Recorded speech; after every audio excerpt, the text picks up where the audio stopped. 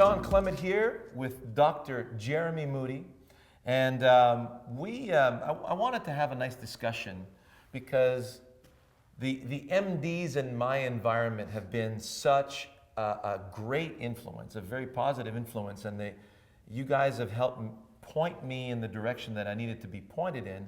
I started with the right foundation though. My dad sent me to the Canadian Ski Patrol when I was 17 to learn leadership and responsibility. Yeah. But what I had to learn in spades was anatomy. Right. And so when somebody broke their leg and I assessed them, was it a green stick fracture? Was it a compound fracture? You know, there's a lot of different, I mean, I'm not gonna apply traction on a green stick fracture, but I may have to do something on something that's a little bit cleaner. Yeah. So the knowledge of the skeletal system really helped me when I first started teaching the game. And you know, I was a very eager beaver when I was 19 years old. I had some half rides available to me in the US, but my dad said, listen, you know, if it's going to involve golf, count me out. I mean, I'll give you an education as long as you need it, but if it involves golf, forget about it. He was afraid I was going to be a golf bum. Right. And it was very different 40 years ago in the game. Yeah. So I said, there's no way I'm leaving this game. So I turned pro when I was 19. And right away, I went to work with, you know, the best way for me to make a living at the time was teaching. Yeah. And so because I broke par both right and left-handed, that gave me a really distinct advantage as to, you know, some of the preconceived notions about, well, you want to load up the right side and fire the right side, and oh no, you want to, you know, take it back with the lead side and pull through with the lead side. I was able to decipher a lot of that because I was more inclined to do it on one side and it would be a complete mess from the other side. Right. And then I found it was easier, like load and go with the right side would be something really good for somebody who's on a forehand. Right. Versus turn and pull through. Well, I bet you that person was definitely lead hand dominant. Right. Like Sergio, like Jordan Spieth and Henrik Stenson. You know, a lot, people don't realize that, you know, about 40% of the guys on tour and gals are lead hand dominant. Like my daughter's a lead hand dominant as well, like Phil. So as I started teaching, and I had medical doctors, of course, that started, and then all of a sudden they realized, whoa, this kid knows a little bit more than the average pro. And so they realized that I knew my anatomy and I wasn't going to force them into something that didn't fit and went against their anatomy. Right. And then sooner, you know, I was able to get, you know, I was working with a neurologist from Montreal, and she was an Irish lady. And I really got a lot of things out of her, and she pointed me in the direction of, well, how do we learn motor skills as human beings? So motor skill learning and stuff like that, and that's where I got to Gabrielle Wolf. Right, right. So, long story short, we end up today with, we understand how the machine works, we understand how the brain sends the information to the machine, and we realize, well, why would we ever go against that? And you know, it's been such a pleasure working with you because you're a martial artist as well. You've been doing martial arts for 30 years, and we get together with these wonderful conversations as to, you know, how much momentum you're generating through your concrete blocks and how you're moving through the blocks towards the floor, and how you would never have to think about what body part you're doing and using when you're performing that act.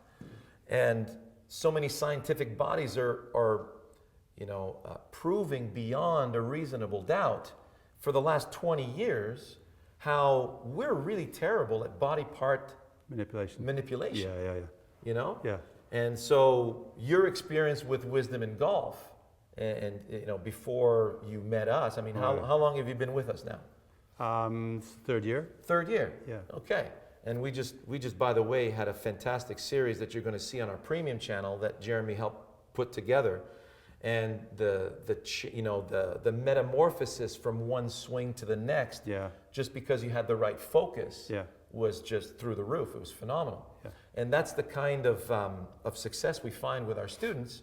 You know, the thing that we love telling our students is, you're not defective, right? Yeah. So whatever you're thinking about, whatever you're trying to do, is going to manifest itself in how your body moves.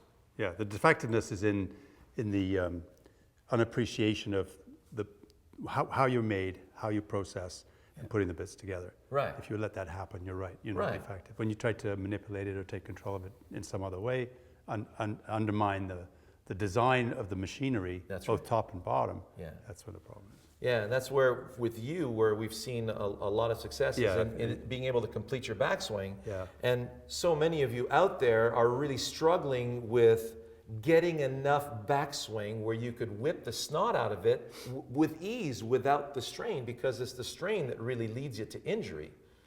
And, you know, one of the things that if we look on this particular camera here, you have a very particular makeup in your spine. Right. And so, you know, I tell my students, hey, listen, this is where the rotation occurs. It's a ball socket system, right? Right.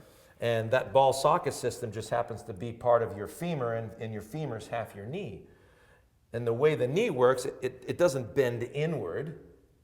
It can only rotate with the rest of the leg, right? So you're actually, the femurs are rotating, the knees are rotating, the whole body needs to rotate to get out of the way. Right. And one of my favorite analogies for that is we get into that fighting position. If you're going to snap a punch here with your right hand, what went first? Have to get the ground Yeah, exactly. clear and then let it go. Exactly. Yeah. So notice he didn't have to think about it. I ask a student to do the same thing. They never have to think about snapping a punch here. Yeah. And yet they're completely oblivious as to what's going on, because you're not supposed to know. Right. You know, this is something you already have an anatomy that's got a self-preservation system built in. Yeah. And it's an amazing gift from God. And then the last thing you want to do is try to think about what body parts you're going to use to perform that Yeah. task. So what you performed there was a beautiful kinetic chain. Yeah. So if you were to do the same thing with your left hand toward that camera, so notice the first thing that happened, went to the ground, and then that moved the rib cage and the pelvis out of the way, and your arm had access. Yeah. And most people don't understand that the range of motion you have in the shoulder, you got your scapula and your clavicle here sitting on top of the rib cage, and that sucker is strapped into place, right? Yep. So you got so many muscle groups that are strapping that to your body, and you got it basically about 20 degrees range. Yeah, that's about it. And then when you put your hands together, that range is significantly reduced even That's more. it. Yeah. So what we perceive as a shoulder turn is not really a shoulder turn, is it? No. It's your rib cage and your pelvis turning on your top of hips. your hips. Yep. So what I just did here may look like a shoulder turn, but the shoulders they did diddly. No. They're just riding on top of that rib cage. Yeah. And the reason why that's so important, because the only way you had access to my target, Get if out you of the went way. with arm only, you'd wreck your shoulder. Yeah. You're going against the grain. Yep. So if you're going to resist with the lower body and try to coil the upper body against that, well, you look at, you've got your tailbone, your sacrum, and it's got a built-in stopper in it called the facet joint, right? Right. And how much range of motion do you have in that facet joint on average? Like 1 degree? Yeah. Barely, I would think. Yeah. Right. So you add the tissue in there, and basically that stopper is to prevent the lowest vertebrae in your spine from spinning out, L5. Yep. L5's got a built-in stopper, that facet joint, to prevent L4 from spinning out. Exactly. And off you go. Right. And then at one point there was this craze about, okay, we're going to stop abusing the lower spine, the lumbar spine, and we're going to transfer the rotation aspect into thoracic spine. And one of my spine surgeons from New York City calls me up and says, what are they smoking over there? Yeah. Right. Because the reason why you call it thoracic spine is because the rib cage is fused to that part of the Yeah, spine. yeah. And it's probably the most rigid part of the spine, isn't it? Exactly. It can open up for breathing, but it's not a rotational object at all. Right, Yeah. exactly. So the rotation occurs from the ground up, Yeah. and the turntable is below the pelvis, and that's what allows you to get the freedom and the width in the swing, right? So Yeah. when we talk about width in the swing, you're not going to get it by freezing the lower body. All you're going to do is just collapse your arms into the upper body when that happens, right? Exactly. So when we opened up your backswing, all of a sudden now you felt like, oh my gosh, look at this. It's all out of control. Crazy high. Yeah. Yeah, Nice width. Yeah, yeah. So now you really started to experience what it was like to be Bubba Watson. Yeah. Oh, and by the way, Jack Nicklaus. Yeah. You know, and all of the greats from the 20s up until, and that's where I went back. Because I had to go back to Bobby Jones, and I saw those Disney videos that he did. Yeah. And I'm going, there's how anatomy should be working. Yeah. So armed with that, and with my knowledge here, and being able to do it from both right and left-handed, off I went. And then I found that, hey, that works really great, and that doesn't work so great. Yeah. And what you're getting from me right now, I'm a lot more into my prime. Yeah. So, you know, what would you say to a listener who's taking a lesson right now and they're being manipulated, number one, with their body parts? So number one, they're being forced to use and place body parts into positions, into perceived positions, which we're really bad at. And on top of that, they're being asked to resist and basically, you know, lead to a nasty injury with the body. Yeah, you're going, I mean, you can understand how it would be that way, but you're going against your anatomy and your physiology, and also how you perceive. So Gabrielle Wolf's work, all the articles she quotes and the studies that they've done with professional athletes in different sports, putting and dart throwing, all that stuff, and how consistent they are when you allow them to focus on a target that's out there rather than saying, oh, I've got to have my elbow like this. And you may have to do this to be better, but that's not the process. The process is one of aiming at a target. Yeah. And you don't make a lie out of your physical design, is what you're talking about. Don't resist with the lower body. It's not designed to do that. Right. And my problem with the elevation, which is anatomically to me the exact way to generate the most relaxed force that way, is I'm in my mind I struggle with what's going on. Right. But I feel a zero physical strain. Right. In my late 60s, I still feel zero physical strain. I'll go home today after this several-hour session, and I will not feel any discomfort in my back, whereas, you know, many years ago, I could be on the range for a couple hours thinking, I've just got to really concentrate, because one of the guys was telling me, hey, you've got to come through here and feel the angles, this and that. And I was working so hard to image in my mind what he was telling me. And I would go home and say to my wife, oh, honey, because this was 10 years ago. I got to go back. I got to have a bath. My back is killing me. And so don't make a lie of your anatomy. So now the key is to give you a very specific task. Yes. That will bring the anatomy together. And that's where we've gravitated towards, right? A task base to a target. Without the target, you really don't have. Without this, you can't organize your body. So if I were to say, okay, uppercut to this, now all of a sudden you've got a different image. Yeah, exactly.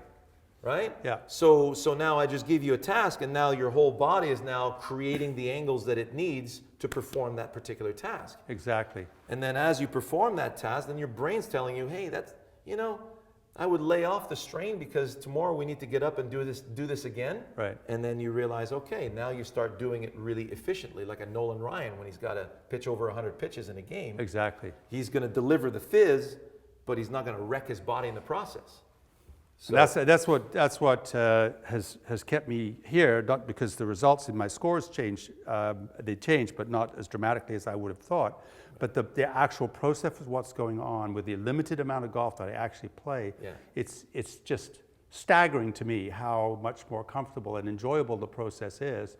Because other than the mental aspect of feeling what I'm supposed to feel and focusing on what I'm supposed to focus, that's the only part that I'm really struggling with now. Because the rest is, the design is correct after all this time, which is actually you're not defective. Pretty it was cool. already there in the first thank place. you. You taught me something that I didn't really understand for a long time. Well, I wanted to golf is, I wanted to thank your clan, your medical clan, for helping me progress properly in this game. I'm just happy I got the proper base to start with. Yeah. And now we're realizing that, hey, this is really being validated in a huge way.